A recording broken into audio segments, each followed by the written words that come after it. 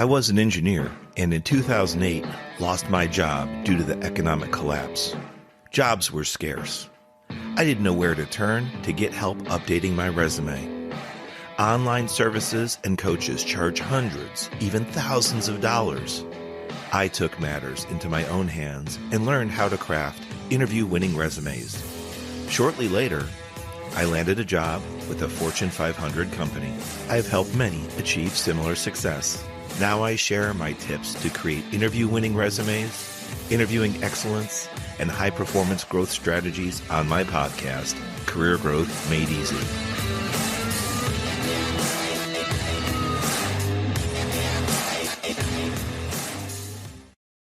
Hey there, welcome back to the Career Growth Made Easy podcast. I'm your host, Craig Ancel.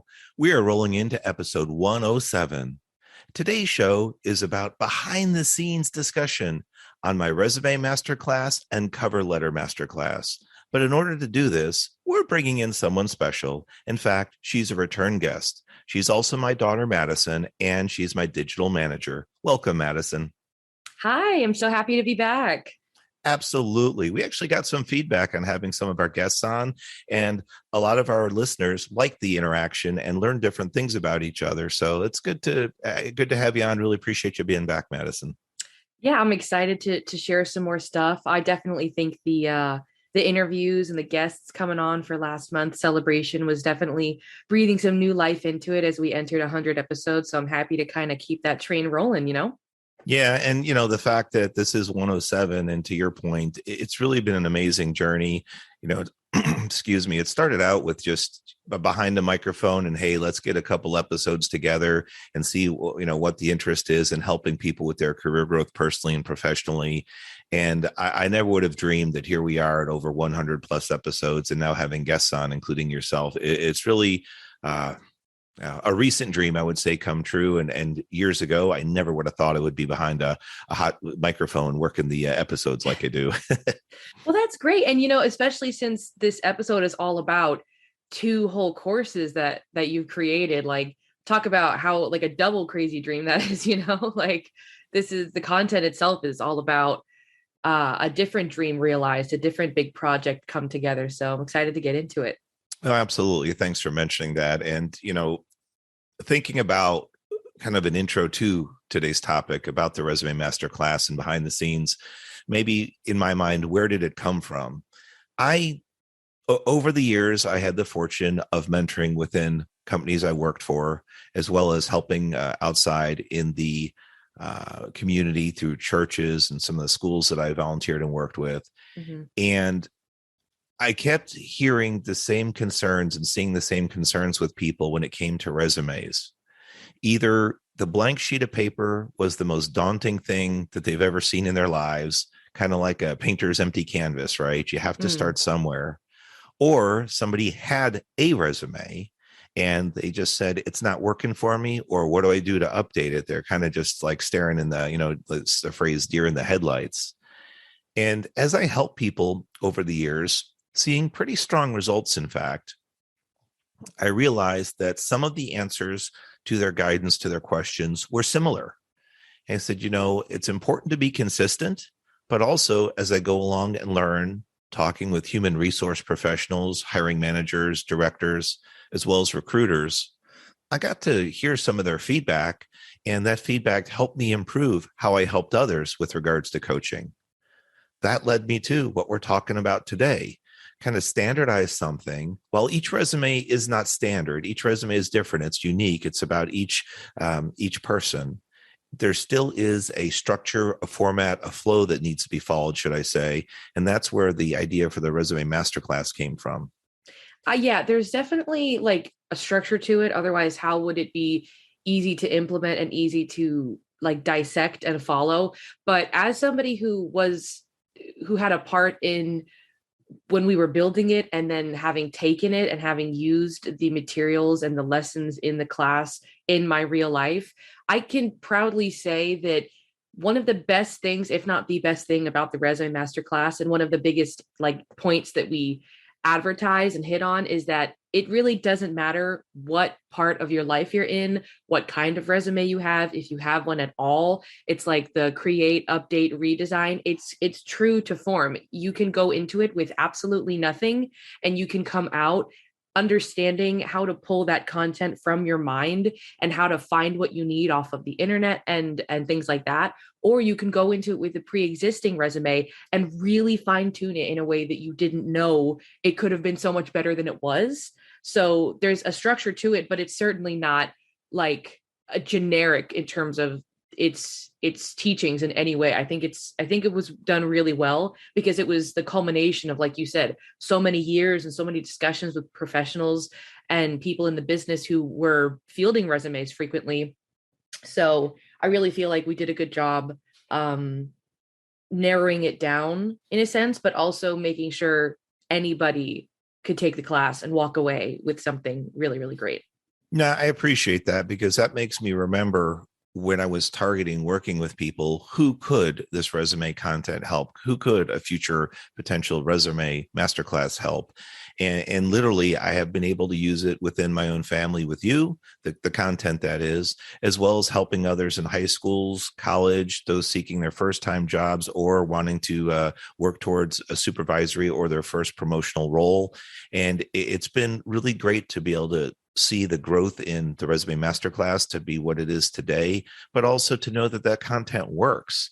And part of your point and what I had discussed earlier about the content working, not only do I have firsthand knowledge of it working for me personally, but in talking to those recruiters, professionals, hiring managers, I get to hear what they're interested in, what they look for, but also their pet peeves, the things that Mm. truly bother them, and that what they might say they immediately would not consider or even discard a resume for.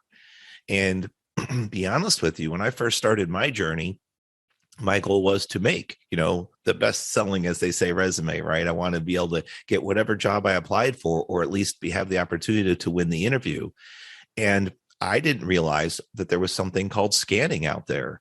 There's two types of scanning. One is automated through computer systems, which we'll talk about today a little bit. And then the other is human scanning.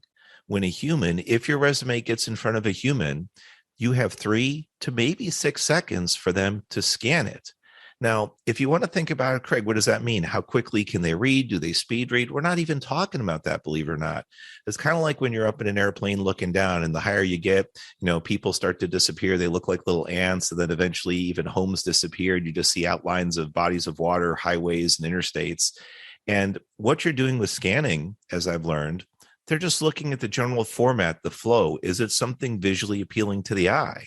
Right? Kind of like I mentioned earlier, an artist's, canvas in their work. So we have to make our resumes look appealing to the eye. No, you don't have to be a professional. No, you don't have to be an artist to design a resume. And it doesn't take art skills, in fact. But you don't want the paper to be overloaded. You don't want it to be an eyesore, because if it does get in front of a human, that 3 to 6 seconds scanning, as we say, before they even read the content is critical. It's part of the judgment call, whether it goes into the consideration pile or to the trash pile.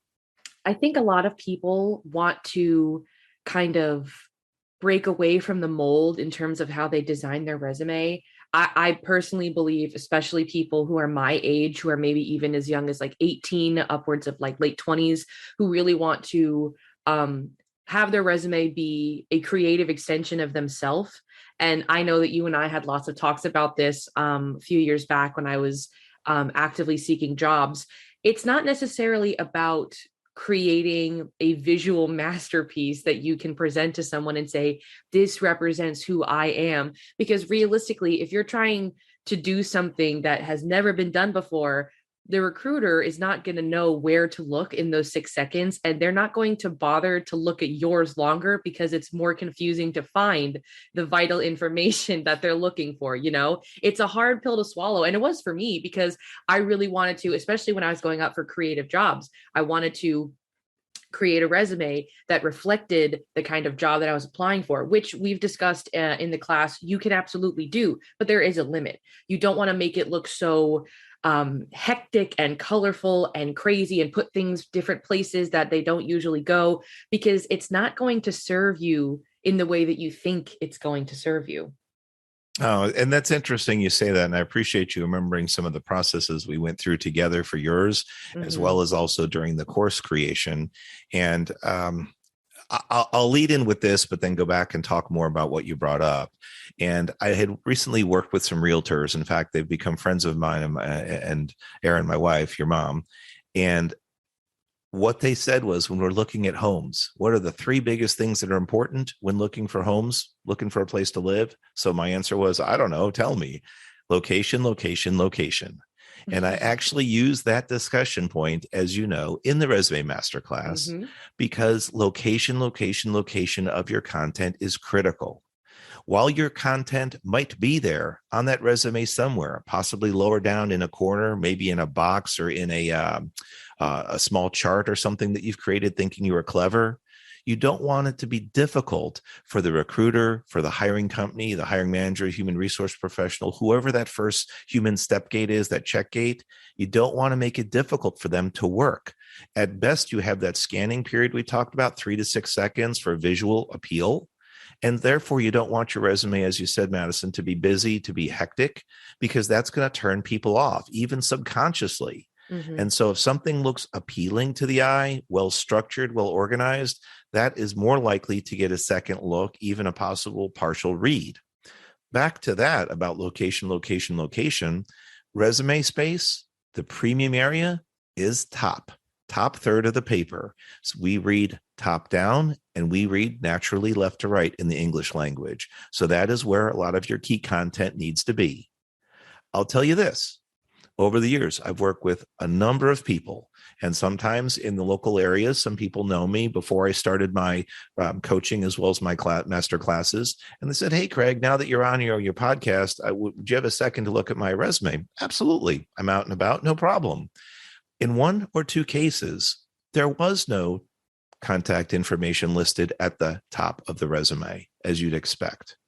It's pretty traditional, but there's also a reason for it. It's to celebrate you and to introduce you up there at the top so they can connect with you. One of these cases, the gentleman's contact information was located in the bottom left-hand corner down inside multiple sets of boxes. And there were just too many grids, too many charts, too much information on their resume. And I mentioned to them, hey, you might want to consider bringing this up towards the top, towards the focal point. But the bottom line is, to your point, Madison, don't make anybody that's reviewing your resume work too hard. You might check the box saying, yes, my information, whether it's my education, my training, my work history, whatever it is. Yes, it's on there. But if it's hard to find, that's not good enough. We have to strive that extra mile to make sure it's well structured, well organized. Yeah, and as boring as it may sound, sometimes the best way to stand out is to have the cleanest looking resume. I'm absolutely a fan of the splash of color that's mentioned in the resume masterclass. I like having color on my resume and in my life, so I definitely have it. And I've gotten to a place over the years where I believe I've fine-tuned a resume that really fits the necessity of being clean and having things where they would typically be, while having that little bit of color and personality shine through. The most important thing is always going to be making sure that it's legible, meaning like the size and the font and all that stuff. And that's going to come from cleanliness, not from artisticness, so to say. Well, and in using that phrase, the artistry of it, if you will, Right. fonts play a big role, as you and I both well learned during this process. You Mm-hmm. can have fonts that are more ritzy bitsy, right? A little bit more fancy, but they're more difficult to read when it comes to ATS, or applicant tracking systems. Those are the tools that if your resume gets uploaded to the web, or if you send them up into a server, they may be scanned first by automation prior to potentially going in front of a human's eyes. And if you're using a font that is either too small to digest, or if the font is, I believe, what was it called? Serif, right? We have serif and sans serif, right, Mm-hmm. Madison? Mm-hmm. The serif means like with accent. You could think of it with wings, kind of looks a little bit fancy. That can be misinterpreted by some applicant tracking system scanners. So it's best to go sans serif or without font, without emphasis, or without the wings. And so that's something that we learned as we went through this journey together. It may look appealing, it may look good on paper, a little fancy, so you will, a little rich.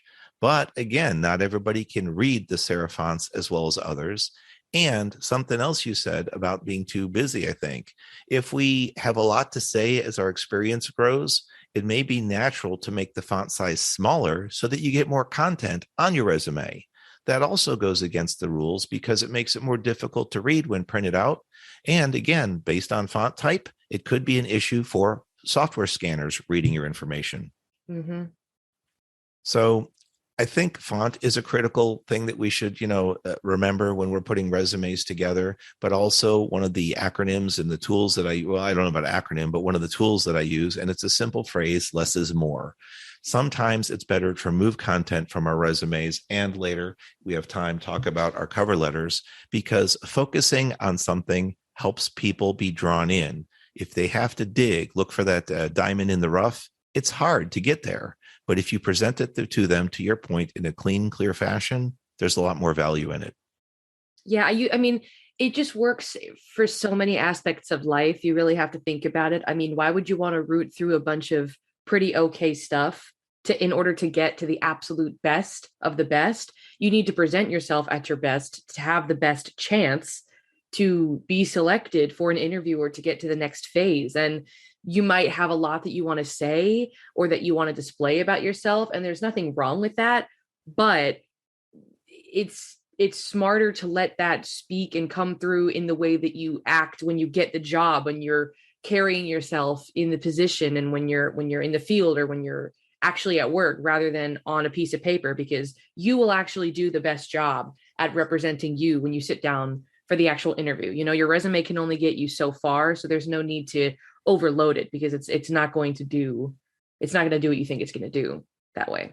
That is a good point, right? So going along with the less is more and trying to refine, when we're starting out, whether it be, grade school, high school, even college, depending on how your situation is, and working for getting one of your first jobs, applying for one of your first jobs, I would say a one-page resume is absolutely fine.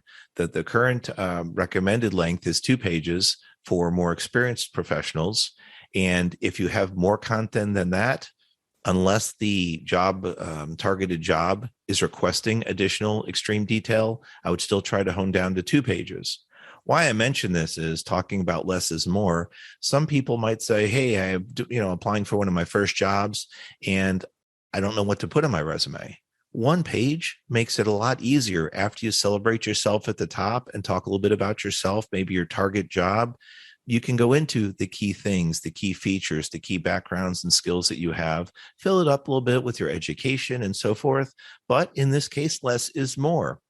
Recruiters, hiring companies, hiring managers, especially when you're a newer applicant to the workforce, they understand you don't have 10, 20, 30 years experience. In fact, it might even be appreciated with the less is more comment, because it makes it easier for them to scan the resumes and get right to the core content, the key capabilities that you possess that might provide value. Mm-hmm. And speaking of being someone newer to the industry and not having as much, it's like the opposite issue of less is more. Sometimes you find yourself not knowing how to put enough on there, like especially when you're younger or when you're applying for one of your first kinds of jobs. And that is actually kind of in the realm of behind the scenes. There's a quote in the Resume Masterclass that is attributed to me, and how I was able to implement the Resume Masterclass to secure a position for an internship where there were just over 400 submissions for the job, and they were only accepting 6 people.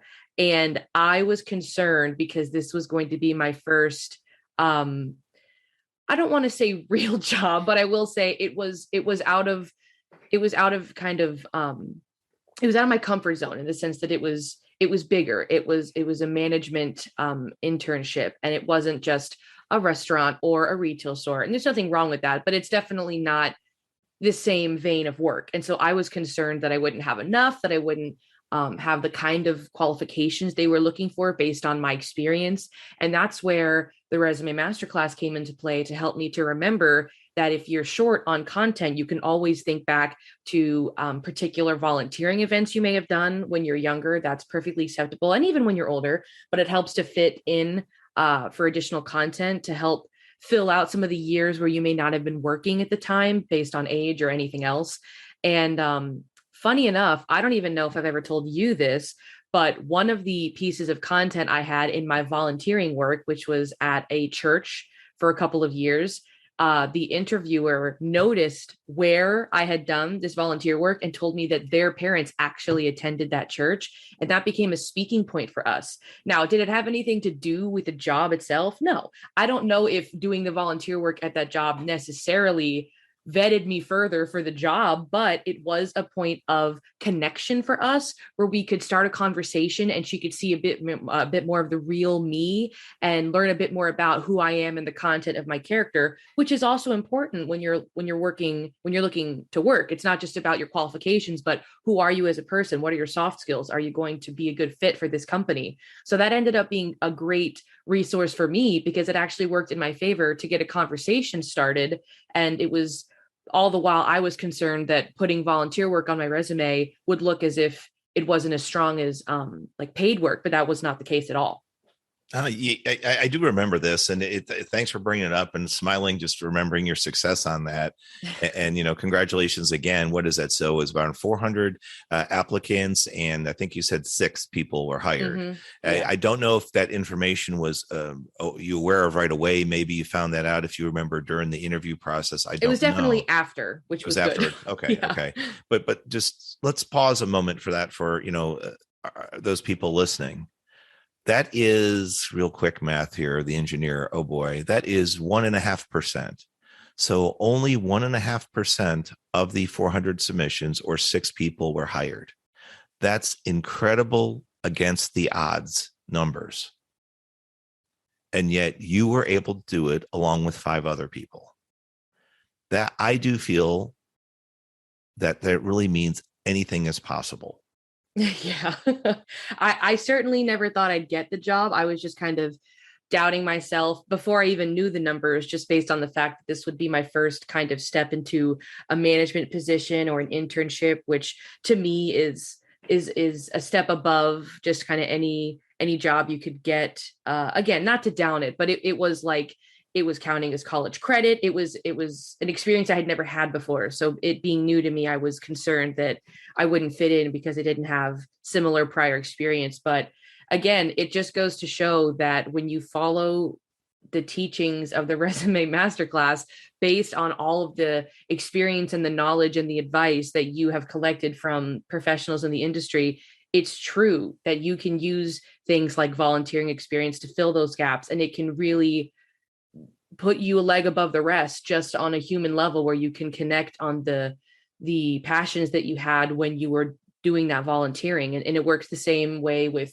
clubs or with organizations that you may spend your time with. You can use that as a point of connection with people, and connection is one of the strongest tools you can have in an interview because that's how you get them to remember you. No, I appreciate that. And you're right. When we put the class together, and even prior to the class, as I've coached people and even mentored over the years, it's about pulling from your resource pool. It's putting down your education, training, and your special awards. Just the list goes on and on. And in fact, I was coaching someone last night. It was an in-person meeting this time, and they were struggling with putting new and fresh content on their resume because their existing resume wasn't working for them. And we identified a number of reasons why it might be difficult for recruiters and hiring managers to see the value within that resume. Because here I am sitting with someone, one of my students, and I could see the incredible value, the energy, the passion, the talent that they possessed, but yet it wasn't down on paper. And so we have to reach inside ourselves is a phrase sometimes I'll say, and kind of pull out the good. And then we've got to take that from inside and put it down on paper in a clean, clear, manageable way. And I've told people over the years, you may be the exact best person for that role, for that job, hands down, beat the competition by far. But if your resume, or if you submit a cover letter as well, if those documents don't shine through and show the value, show the skills, the capabilities that you're going to bring, you're going to be passed on. Hmm. So, like you said, with your unique ability to get in, be 6 out of the 400 people that were interviewed and hired, that's phenomenal. One of the things that you also talked about, I think, was getting to know you, your personality. And that triggered a thought in my mind where I spoke to a different human resources professional recently. And I asked her, what's one of your peeves in interviews or something recent, right? So we're talking mid 2022 here. And she kind of rolled her eyes and said, it's tell me about yourself. I'm like, excuse me? She said, all it is a simple question. Tell me about yourself, or tell me more about yourself at the point where you're actually in the interview. Can you believe it, Madison? You've made it. Finally, you have some form of resume, maybe it was a network, a connection. Maybe you wrote a cover letter and it got you in the door, right? And Hmm. then you're in the interview and something as simple as tell me about yourself. So I said, well, I'm going to flip the tables on you, Mrs. HR, Mrs. Human Resources. Tell me what you're looking for, right? Because I had an idea, but here I have the expert. Here I have the person in charge of Hmm. considering people for a position and telling them, hey, either you're hired or we're moving you on to the next round. And she said, yes, it's designed to learn about you and also to see if you're a good fit for the position. But I want to know about you. Hence, I asked the question, tell me about yourself. Right. I don't know if I'm making noise. I'm pounding the table here. I don't want to make the microphone bang. But it's a But good point. It's a good point. it is. And it's really about they're asking, tell me something human about you. Right. Maybe your likes, your dislikes, keep it professional, but also put Be some authentic. authentic. That's a great word. Be authentic and keep some originality to it about you. Why are you different than another candidate? If all things are equal and there's going to be a pool of 6 people interviewed before and after you, and you're part of that, what's different? Hmm. What's unique? What's authentic to your word, Madison, about Don't just you? give the canned spiel, even though, like you said, you want to remain professional. This is the chance for them to actually know about who you are, a little bit in a professional setting, but something that you can do that your resume can't do for you, which is you can elaborate. Yeah, oh, exactly. And so I think I went on to share with her, and I just tested the waters. I said, so in response to your question, tell me about yourself. How's this? And she's waiting and she's looking for me to hit it out of the park. But I went the opposite direction. I said, with my background in skill set and diversity, I feel I can bring. And then she just starts rolling her eyes again. She's like, exactly what you said, Madison. You don't want the canned approach. You want something genuine.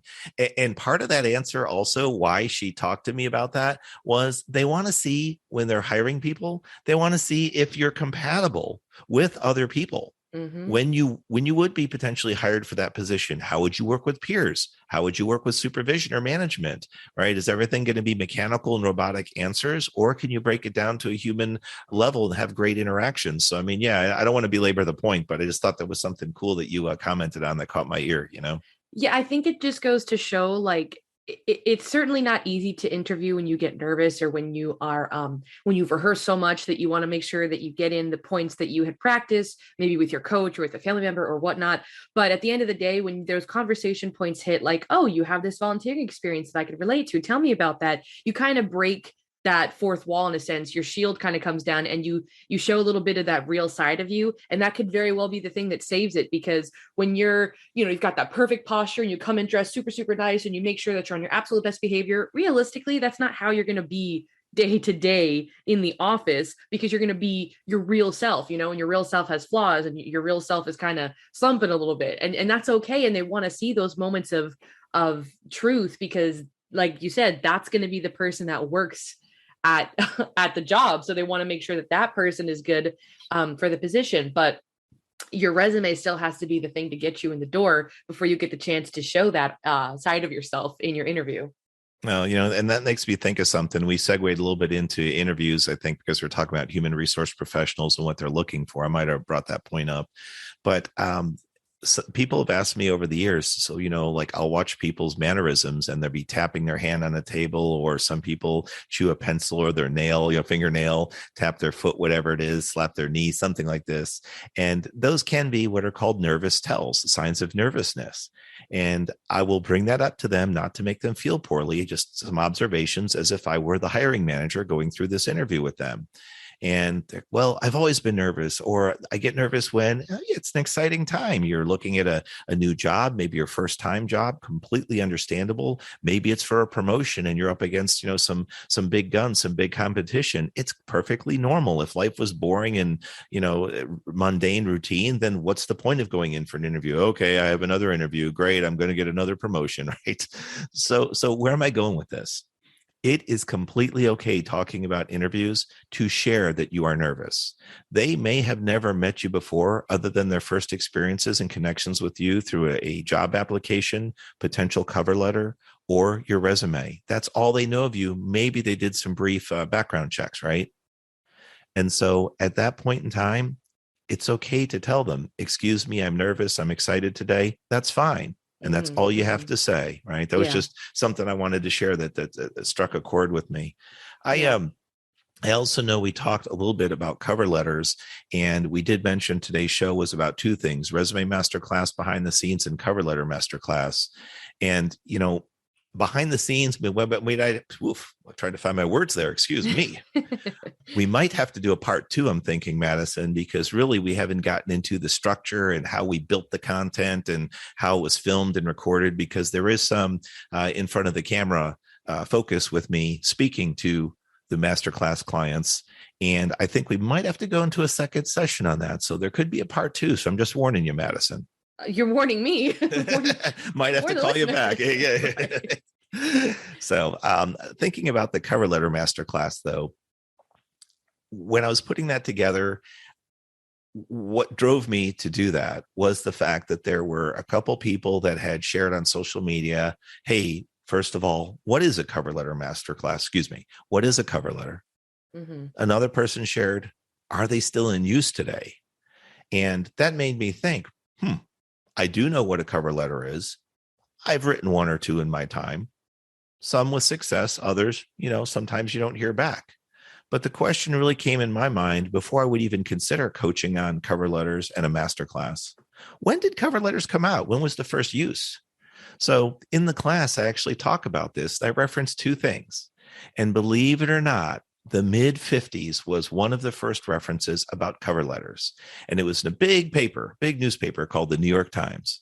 There was a classified ad, and it said, word for word, submit a brief cover letter indicating the reason for interest in this job.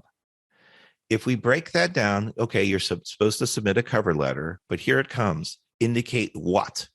The reason for interest in this job. It's not enough, Madison, that you or I are qualified with a resume so that we Mm-hmm. get an interview and hopefully the job offer. We now are talking about cover letters indicating the reason. The reason I want a job. Hold on a minute. The reason for interest. Why are you interested? Everyone wants a job that's applying. They're all wanting to work here. So now you have to go inside the person and use some emotions and some connection to your point earlier with the interviewing. So I found that very interesting. The interest, your particular interest in this job, find a way to write to us and share something unique about yourself and why you want this position. It's just funny because a lot of times people want a position because they need to afford their expenses, but companies, sometimes it's not enough for them. It's almost never enough for them. They want to make sure that they're not just hiring any run of the mill person who just needs some cash, because that's not their priority. Their priority is making sure that the product or service that they're selling is done so with the utmost care and with excellence. And they have to make sure that you can meet those qualifications and that your intentions are a little bit deeper than just compensation. What is it that you want? Why are you interested? What drives you about this job? What connection do you have to this product or this company that we can connect with you on, and can see in you and appreciate that value that you understand of the product or the service or whatnot? So it's a little bit like sometimes you just need the money, but you have to be able to pull, like you said, from within yourself. Find something that you enjoy, that the company does. Find something from maybe their values or their mission statement that you connect with, and you would maybe use that as the way to say, I'm interested in this company or this job because of XYZ. And that will interest them far more than just, well, I'm looking for work and I need a job, so I'm just going to apply everywhere. Exactly. And, pull from within yourself. I love what you're saying there. And then also connecting with the company, mission statements, vision statements, those things on their website, even social media.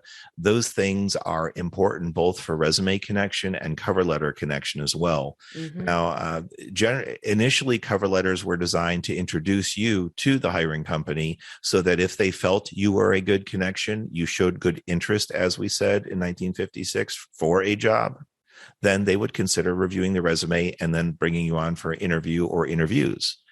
Here's So it's like something. your first impression before the resume even gets in front of their face.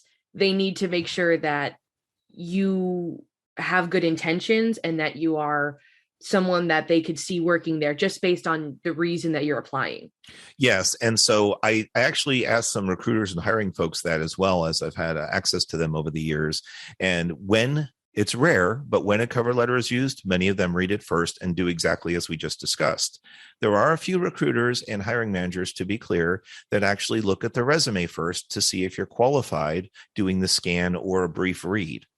Then they'll say, okay, this person's potentially in the running. Let me use their cover letter to weed them out further. To me, it doesn't matter. I think the cover letter introduces you and then therefore introduces your resume. Your resume's job is to win you the interview, and then you go into interviewing excellence and so forth. But again, either way is fine. Depends on how the hiring company chooses to do it. That's not my role to tell them what to do. It's just Mm-hmm. important that they complement each other. And if one comes first, that's okay too, but have good quality connecting content, to your point. Absolutely. You want to make sure that it's as if there's an imaginary staple with the cover letter and the resume, because if they get separated, or even if they don't, you want to make sure that that same you that you're displaying and showcasing for them comes through in the way that you write and you create the cover letter and the resume. It has to seem cohesive in a sense so that they're not like, wait, this must be a different Joe because I'm not seeing the connection between Joe's cover letter and Joe's resume. And that will lose them because they won't see that you can kind of connect the dots, so to say. No, that's really appreciated. You mentioned that, and I love the passion with which you're pulling this from. I can kind of hear it in your voice and your experience. And I'm sure if you haven't, I'm sure you're going to be writing some cover letters. And it just sounds like you're on par for connecting with the your potential future, hiring companies. One thing I'll share with you, that since a cover letter is a little bit more conversational based, that also is where we might get a little emotional. We might try to write like we talk. And per research I did in the cover letter masterclass, instant deal breakers were defined. The most common mistakes were shown. The first one on the list, 77% were typos or bad grammar. So, to your point, if you're trying to express yourself and have that continuity, reach inside and share something personal, how you connect with that company, that's great. That's wonderful. That's on par. But do so in a well-written, typo-free, and correct grammar method. I was blown away when I saw this because I was just like, how can you not proofread your own content that you're sending in? How can you not show it to a friend or a peer to say, hey, could you review this for me? But the truth of the matter is, we're human beings. We make mistakes. And that's just something that is potentially bound to happen. However, that doesn't mean that you shouldn't do all you can to double check. Give your eyes a rest. If you've been working on it all night and you need to take a break, come back at it tomorrow morning. I guarantee you that fresh set of eyes will do you much better than the eyes you've been straining for the last however many hours. And it just goes to show you it's true, because 77% as something as simple as typos or bad grammar, not even bad content or bad setup, just simple mistakes where you've touched the wrong key on the keyboard. I mean, that is easily avoidable, but yet it's the most common mistake. It just speaks to how important peer reviews can be for your benefit. Yeah, I agree with you on that. And human nature, even you and I know from working on the masterclass and even some other material that we've released for social media, because we were so close to it, like when you're working on your resume and your cover letter, you're so close Mm-hmm. to it, you can't see your own mistakes, your own errors. You read things for the way they're supposed to be, not the way that they are, or you see things that way. So it's kind of almost like an optical illusion. Wow, where has the time gone? Madison, we're going to go ahead and cut this off and call it part 1. Please join us back next week for the awesome conclusion for episode 108, Creating the Masterclasses with guest Madison Ancel. I'm your host, Craig Ancel, and this is the Career Growth Made Easy podcast. Talk to you next week.